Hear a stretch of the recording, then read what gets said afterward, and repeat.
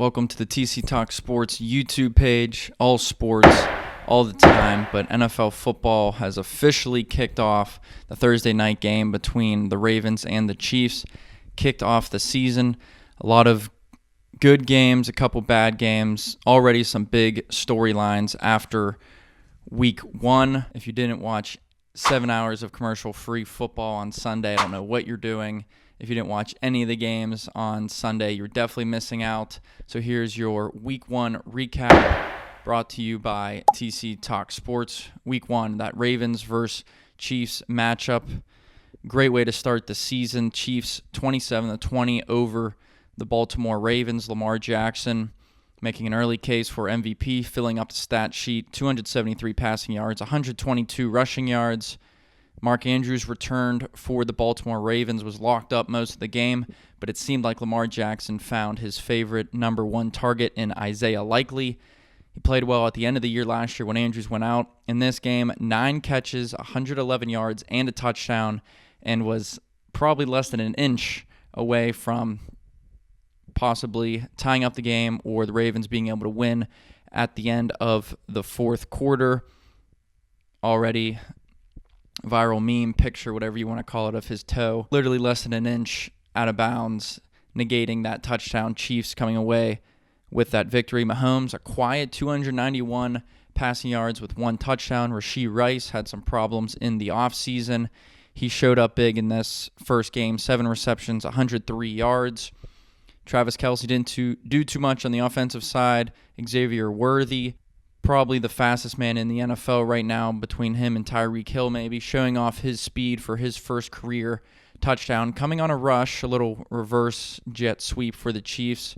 Their offense still looking very creative under Andy Reid. He loves having those weapons on offense, but what a way to start week 1. Chiefs 27, Ravens 20. Friday night in Brazil, Green Bay Packers versus the Philadelphia Eagles. Debut of Saquon Barkley on the Eagles. What a debut it was. 132 total yards, 3 total touchdowns. Now leads the league in touchdowns, of course. Jordan Love coming into this game, coming into the season, a lot of people betting on him to be the MVP, putting money on him to win the MVP, thinking the Packers could make some noise in the NFC, making a deep playoff run. Jordan Love unfortunately did get hurt in that game, missed the rest of the game, which wasn't a lot, but he could possibly be out for a couple weeks, so those MVP voters could be a little upset. I don't know if he can get those stats in 14, 13 weeks to make a solid case. Jayden Reed for the Packers showing off his explosiveness, and a couple other guys on that Packers offense.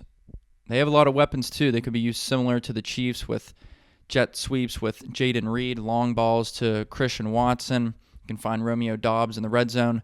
Josh Jacobs made his debut for the Packers as well.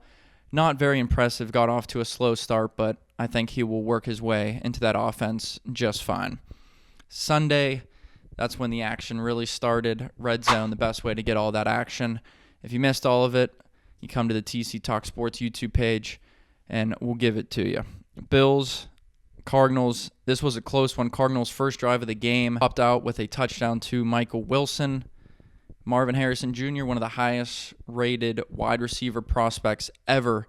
Not too impressive in his debut. 1 reception for 4 yards, only on 3 targets. Kyler Murray did spread the ball around a little bit. Greg Dortch had himself a nice little game. Trey McBride, the tight end for Arizona, expected to have a big year. He got involved in the offense, but the Buffalo Bills offense just exploded all over the field. Josh Allen making an early case for him being the MVP. 232 passing yards, 2 passing touchdowns.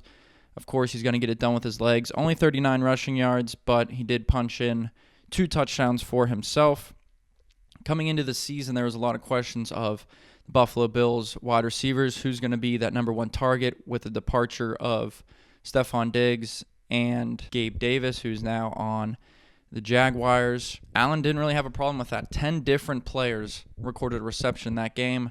Rookie from Florida State, Keon Coleman, couple targets, couple catches. I think it was a good first game for him just to get back into the action. Mac Hollins found the back of the end zone. Dalton Kincaid expected to have a huge year for the Buffalo Bills out of that tight end position. Dawson Knox got some catches as well. Kincaid, a couple catches.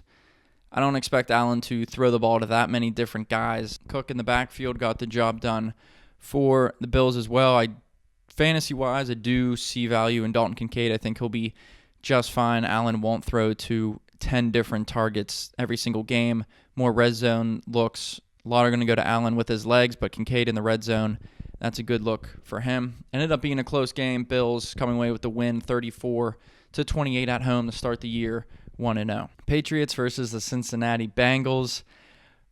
Very embarrassing game for Cincy. Joe Burrow, week 1, is just not a good quarterback, and it showed again in this one. Burrow, 164 yards, didn't record a touchdown. Jamar Chase, a lot of problems with him in the offseason contract-wise. He had 6 catches for 62 yards. Definitely not as big of a game as he is capable of having. T. Higgins didn't play in that game as well. Zach Moss did find the end zone for the Bengals, a new addition for them with the departure of Joe Mixon, who had hell of a game himself for the Texans.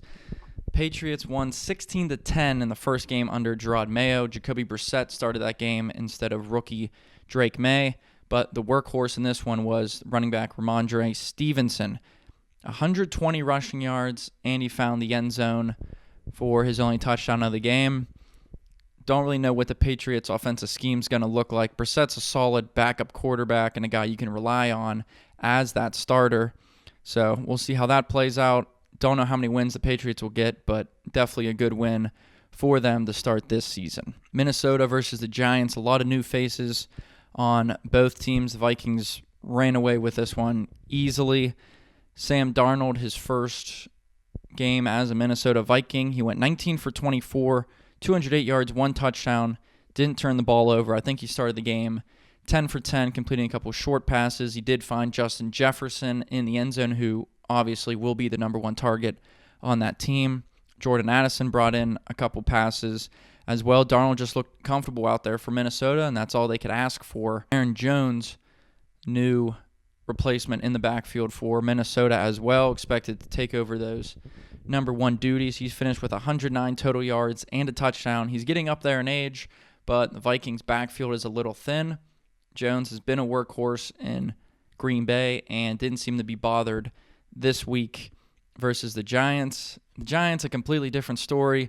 Could possibly be the worst team in the NFL. Daniel Jones definitely making his case for the worst quarterback in the NFL. That game, he had a 50% completion rate, 2 interceptions, and threw a pick 6. Since his big contract extension, he's had more touchdowns to the other team than his own team.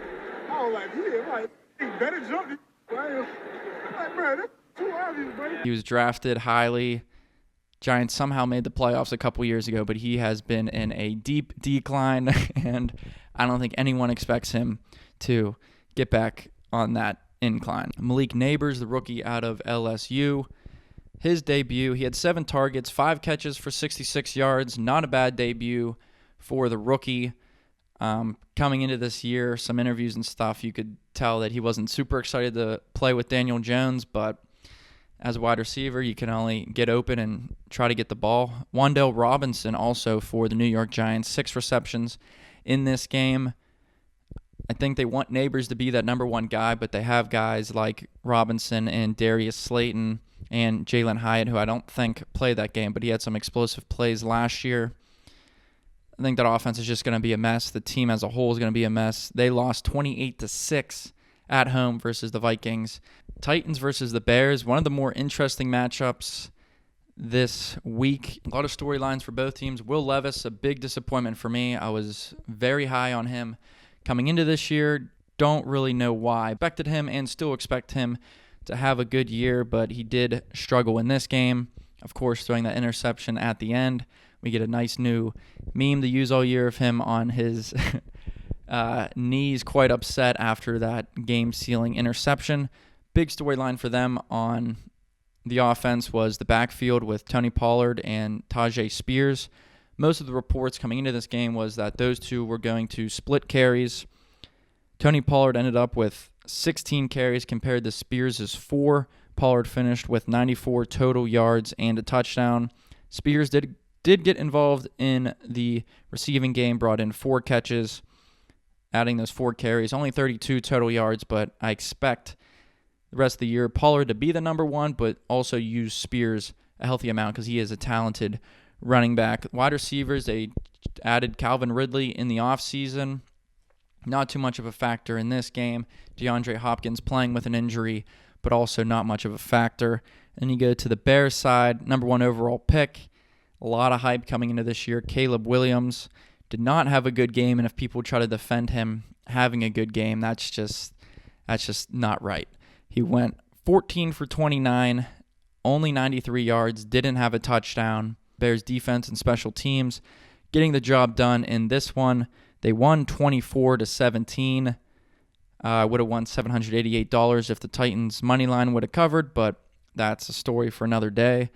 Titans were up 17-3 at halftime. The defense was looking good versus Williams. And then the Titans got outscored 21-0 in the second half. That allowed Chicago to come away with that win. Embarrassing loss for the Titans, we'll put it that way, in a division that is going to be competitive all year, I think, with the Colts, Texans, and the Jaguars. But speaking of embarrassing, the Carolina Panthers started their season on Sunday versus the Saints. That final score, 47-10. I said Daniel Jones might be the worst quarterback in the NFL. Might have to switch that to Bryce Young. He went 13 for 30, 161 yards, 2 interceptions. Maybe it's not all his fault. He got pressured a lot from that New Orleans Saints defense, recording 4 sacks, multiple QB hits, and he was just pressured all game long from that defense. Derek Carr for the Saints did what he had to do. 19 for 23 passing, 200 passing yards, added 3 touchdowns. Alvin Kamara is going to be that number 1 offensive weapon for him. 110 total yards, and he found the end zone once.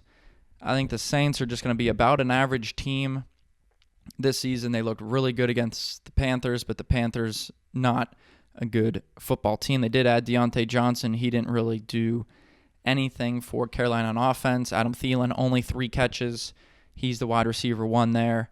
Disaster of a first game for the Panthers. Don't expect much different results for the rest of the season. Pittsburgh Steelers going to Atlanta to face the Falcons. Justin Fields ended up starting the game for the Steelers. They brought in Russell Wilson in the offseason, as everyone knows or should know unless you've been living under a rock. But they wanted Wilson to be the starter, dealing with a little bit of an injury. They throw Justin Fields out there, who they thought they might just use in offensive packages anyways to use his versatile skill set. He finished the game 17 for 23, 156 yards. Didn't record a touchdown, but also didn't turn the ball over, and that's what Mike Tomlin and the Steelers coaching staff wanted. Just stick to the game plan, make those safe throws, don't do anything crazy, and that's what he did. If you didn't think George Pickens was going to be the number 1 receiver in that offense, you have somehow also been living under a rock, because that was pretty clear coming into it.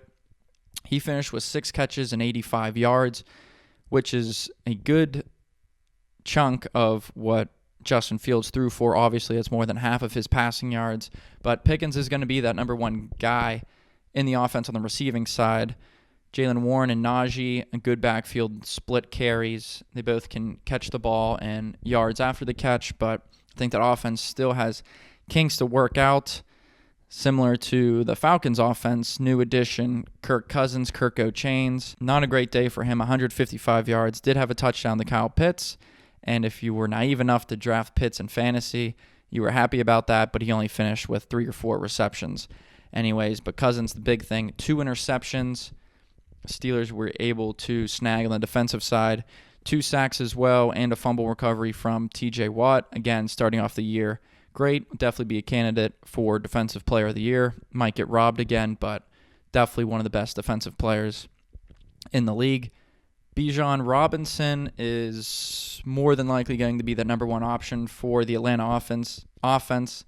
18 carries, 5 receptions, 111 total yards. A lot of people expecting that Falcons offense to be high octane, score a lot of points with Robinson, Kyle Pitts. Expecting a big year from Drake London. I am at least 1,000 yards for him. Just a rough week 1 matchup going against one of the better defenses in the NFL in the Steelers. Falcons struggled, dropped that game 18-10. That division can be a toss-up as well, but the Buccaneers looked sensational in their first game and looking like the favorites to win that division. Next game, the Dolphins versus the Jacksonville Jaguars. This one in Miami. Hours before the game, Tyreek Hill detained by police for a driving violation. He was cited for a seatbelt violation. Cops saying that visually he was going at least 65 miles per hour. They did release the body cam footage from the police, and it is kind of brutal, so you would imagine Tyreek mentally might not all be there going into this game. That didn't really stop him. He finished with 7 catches, 130 yards, and scored an 80-yard touchdown. So outside of that 80-yard touchdown, he only had 50 yards before that. But, that big touchdown's essentially what gave them the win. Jason Sanders, a game-winning field goal. Miami won 20-17. Tua, now leading the league in passing yards. He finished with 338 yards and that solo touchdown to Tyreek. Another interesting backfield situation for Miami. Devon Achane last season, a lot of fantasy points, made fantasy owners happy. Did deal with a lot of injuries, so there was reports and questions of splitting carries with Raheem Mostert. They're both now dealing with injuries. Did not practice on Tuesday, but Achane, team high, 10 carries.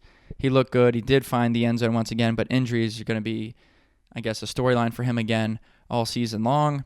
Interesting storyline from the Jacksonville backfield as well. Tank Bigsby and Travis Etienne each had 12 carries, which is interesting. Etienne did fumble early on in the game, but he also did find the back of the end zone for his first touchdown of the year. It could be something interesting to keep an eye on as the season progresses. They do have other weapons as Evan Ingram at tight end, Christian Kirk, now basically the wide receiver 1.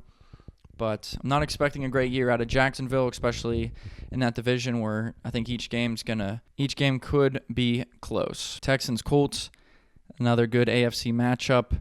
CJ Stroud, of course, coming off the high of last season. A lot of people, similar to Jordan Love, expecting him to possibly be the MVP, take this team on a deep run into the playoffs, possible Super Bowl matchup. Defense wasn't too great for them, giving up 27 points to the Colts, but Stroud took care of the ball, did what he had to do, 234 passing yards, 2 touchdowns. Joe Mixon over 100 total all-purpose yards. His first game as a Houston Texan, kind of a surprise signing for me leaving Cincinnati, but he still shows that he's Joe Mixon and he's good for at least 100 yards every game. Stephon Diggs, his first game as a Texan, 6 catches, 33 yards. Not a great stat line, but found the end zone twice, 2 touchdowns for Diggs. On the Colts side, another very interesting team this year, Anthony Richardson. Great couple games last year getting drafted out of the University of Florida. Did get injured, couldn't finish out the season, but a lot of people high on him. Interesting stat line for AR in this one. 9 for 19 for 212 passing yards, 2 passing touchdowns, but he's also very good with his legs, similar to Josh Allen type build and running style. 6 carries, 56 yards, and 1 touchdown for Richardson. Alec Pierce, he's that white boy wide receiver out there. 3 catches, 125 yards, and 1 touchdown. He scored that touchdown. 60-yard bomb from Anthony Richardson. Possibly already one of the best throws of the year. But outside of that, Richardson missing a couple open receivers that ultimately could have cost them the game. Texans win this one 29-27. Chargers, Raiders in the 4 o'clock window. Jim Harbaugh has already changed that Chargers culture, and as a fan, it's so refreshing to see. That locker room was not together at all with Brandon Staley. You could tell in the offseason that Harbaugh was going to get these guys together. He said they were going to win in the trenches and play good defense, and that is exactly what they did versus the Vegas Raiders. Herbert, only 17 for 26, 144 total yards, threw a touchdown to rookie Ladd McConkey. Didn't turn the ball over, and that's beautiful to see. It's refreshing to see. And those stats from Herbert, I think we're going to see similar stat lines to that all year. And if people get on the case of Herbert being overrated or he had a down year, that's just not the way it goes. If he has a high completion percentage, throws around 200 yards, maybe a little more, touchdown here and there, and doesn't turn the ball over, it's a fantastic year for them, especially if they win and the defense can build off of this game, basically, because it was a beautiful defensive day for them. 4 sacks, 2 fumble recoveries, and an interception. Khalil Mack and Joey Bosa on the outside looked unstoppable versus the Raiders. Not the best offensive line, but if those two guys are on at the same time, that's a scary defense. The secondary could use some work, except for the most part, Devontae Adams was real salty over some Pop-Tart posts from the social media team of the Chargers. Said he was going to go crazy, run wild on the Chargers. He finished with 5 carries, 59 yards. So good job, Mr. Adams. You didn't do anything for your team. New addition, J.K. Dobbins for the Chargers, 10 carries, 135 yards, and a touchdown. We have not seen running back play like this from the Chargers in years. Eckler couldn't run the ball, a very good pass catcher up until last year, but he's gone out of mind of Chargers fans. We got J.K. Dobbins and Gus Edwards now, who basically split carries in the backfield, but Dobbins will probably be that number 1 guy. Looked very explosive out of the backfield, led the Chargers to the 22-10 win. They did exactly what Coach Harbaugh wanted them to, win in the trenches, offensive line, defensive line, and they're going to run the football smash mouth style straight up the middle. That's exactly what they did. The game plan worked out perfectly. Cameron Dicker signing that extension a couple weeks ago, proving he's still one of the best kickers in the league. I claim him to be the best player on the team, but he's just very consistent, and it's also super refreshing to not be nervous when the kicker gets sent out there because you can trust Dicker, the kicker. Seattle and Denver, not too much exciting happening there. The Seahawks going with those throwback alternate uniforms, making the case for the best uniforms in the NFL. Chargers still hold that spot, but those uniforms are amazing. Seahawks won 26-20. It was the debut of rookie Bo Nix, the 35-year-old rookie drafted out of Oregon. Finished with 138 passing yards, 2 interceptions. He did run the ball a couple times, finding the end zone as well for Denver. But Kenneth Walker, 20 carries, 103 yards, and a touchdown, a workhorse for the Seattle Seahawks. That might be their game plan going throughout this year. Geno Smith didn't look too great. Tyler Lockett led the team in targets and receptions. DK Metcalf didn't really do too much for them as well. I was expecting a big year out of Jackson Smith and Jigba. I think he had 2 or 3 catches, but I expect him to have a good year and be that third or possibly second option as a wide receiver for the Seahawks. Seahawks 26-20. Broncos and Raiders now tied for last in the AFC West. Dallas, Cleveland, Tom Brady on the call for this one. Sean Watson might be in that category with Danny Dimes and Bryce Young as worst quarterbacks in the NFL. This game he went 24 for 45, only 169 yards, 1 touchdown, and 2 picks. Rumors of him making his own burner account, trying to defend himself, because there's also a new case of the stuff that he's been involved in that came out recently as well. But he's had, 3 or 4 years on the Browns to prove that he's not a shitty quarterback, and he has yet to do that, even with guys like Jerome Ford and Amari Cooper and David Njoku out there. Njoku got hurt. Don't know the severity of the injury, but that would be a big missing piece for Cleveland as well. Dallas defense, a lot of pressure, 6 sacks coming from that Dallas defense. The offense wasn't too crazy. Zeke scored a touchdown in his return to Dallas. Prescott, nothing crazy. I expect him to have a MVP type of season. CeeDee Lamb, pretty quiet. I expect him to have over 1,200 yards, 10-plus touchdowns. But Dallas comes away with that win, 33-17 in Cleveland. Washington, Tampa Bay, a fantastic game for Buccaneers fans. You got to be excited about that one. Baker Mayfield, 289 yards, 4 touchdowns, leads quarterbacks in passing touchdowns, and didn't turn the ball over. In Cleveland, some of his problems came from turnovers. 0 turnovers in this game versus Washington. Granted, not a great defense, but it's good to see Baker be safe with the ball and make the right decisions. Mike Evans, 5 catches, 61 yards, 2 touchdowns, looking for another 1,000-yard season. I think he could do it. Chris Godwin also had a good game for himself. Rachaad White, good game for him as well. Would have loved for him to score a touchdown for betting purposes, but he did not. Jaden Daniels, the rookie out of LSU, Heisman Trophy winner, of course, making his debut. 184 passing yards, but most of his excitement, to say, came on the ground. 88 rushing yards, 2 rushing touchdowns for Daniels. Didn't look too bad. I expect Terry McLaurin to have a 1,000-plus yard season.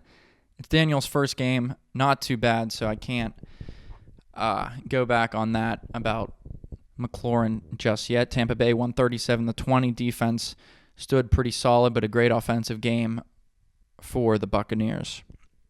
Sunday Night Football, a great game, of course. Everyone expected it. Lions versus Rams, this one in Detroit. Matt Stafford, 317 yards with a passing touchdown. Puka Nacua went out with an injury early in the game, and Cooper Kupp showed everyone why he is Cooper Kupp. 14 catches, 110 yards, and a touchdown, that one coming late in the game. Kyren Williams, of course, finding the back of the end zone as well. Demarcus Robinson had himself a nice little game for the Rams as well. Good fantasy pickup going into week 2, especially because Nacua is expected to miss a couple weeks. We could see more work from Tutu Atwell as well. Kyren Williams is going to be that number 1 guy, and he can do it all, and of course found the end zone again. Jared Goff, only 217 yards for the Lions, 1 touchdown in this one, but that backfield's going to be dangerous for Detroit again. David Montgomery and Jahmyr Gibbs. Montgomery took the lead in this one, 17 carries, 91 yards, and that game-winning touchdown in overtime, of course. Jameson Williams, another guy I'm expected to have a big year. He finished with 5 catches, 121 yards, and 1 touchdown. He's a big play type of guy. When he scored his touchdown, his celebration, I'm surprised didn't get a flag, or it didn't if I don't remember, but it was pretty sick. He's a swaggy type of player. He's super fast, so big plays down the field are definitely coming his way this year. 1,000-plus yards for him this year. I'm marking that one down. Alex Anzalone on the defensive side, he was everywhere if you were watching this game, play-by-play. 13 tackles, 3 tackles for loss, the long golden hair flowing out of the helmet. He was just all over the field, and if that Lions defense can be that competitive, Aiden Hutchinson get in the backfield, make some sacks, tackles for loss, this team's going to be scary, could possibly be Super Bowl bound. They won this one 26-20 in overtime. And then Monday Night Football, a lot of storylines coming into this one. Jets visiting the San Francisco 49ers. Aaron Rodgers, his first game back from that season-ending injury last year where he played 3 snaps or whatever. Achilles injury, which is tough to scramble with, to be comfortable in the pocket with. I think he looked fine injury-wise, but he only finished 167 yards, 1 touchdown, and an interception on the Jets' touchdown drive with Garrett Wilson. Those two look good, but outside of that drive, not much going. Allen Lazard finished with 6 catches, 89 yards, and 2 touchdowns. That last touchdown coming in garbage time from Tyrod Taylor, who didn't look too bad for the Jets. Breece Hall expected to have a big year out of the backfield. He had 93 total yards, and of course he found the end zone for the Jets.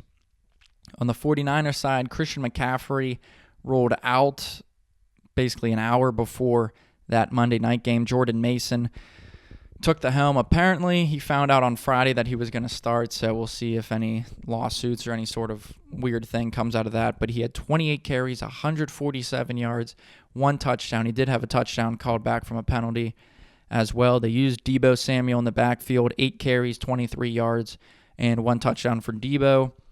Kittle, 4 or 5 catches, but of course he's the do-it-all type of tight end. Block, run routes, catch passes. That's exactly what he did in this game. And Jake Moody, how about the kicker? 6 for 6 on field goals, 2 for 2 on extra points, 8 for 8 kicking the ball Monday night for the 49ers. McCaffrey also expected to possibly miss a few weeks. Jordan Mason has definitely been snatched up in every single fantasy league out there, but Mason looked real good. He runs hard. Brandon Ayuk, of course, one of the biggest storylines in the offseason. Contract talks, possible landing spots with the Patriots, Browns, or Steelers. Ended up signing back with the 49ers. Not an impressive first game for him, dropping a touchdown pass as well on a beautiful pass from Brock Purdy. He had the layout and just couldn't reel it in, but a lot of people upset with Brandon Ayuk right now. Was a decent Monday Night Football game, but the 49ers just proved that they are still one of the best teams in the league, even without probably the best offensive player. 49ers won that game 32-19. And that is your quick NFL Week 1 recap here with TC Talk Sports. Football is back. Everyone is excited for it. You got to remember, it's a long season. If your team didn't do well, your favorite players didn't do well, your fantasy team didn't do well, your bets didn't do well, it's a long season. Just stay positive. Hold on to it. If you're 1-0, like the LA Chargers, congratulations. If you're 0-1, it's a long season. You'll be okay. Unless you're the Steelers, Broncos, Chiefs, or Raiders, then I want you to lose every game. But that was all the Week 1 action. If you didn't get to watch any football this weekend, you're definitely missing out. But hey, starts again on Thursday, Week 2. Bills, Dolphins should be a good one. Come back next week. Hopefully I can get these out on Tuesday so I can catch all you up on the NFL action week by week, player stats, scores, storylines. We'll have it all here on TC Talk Sports. Like, share, and subscribe. Football season is here. A lot of content coming your way.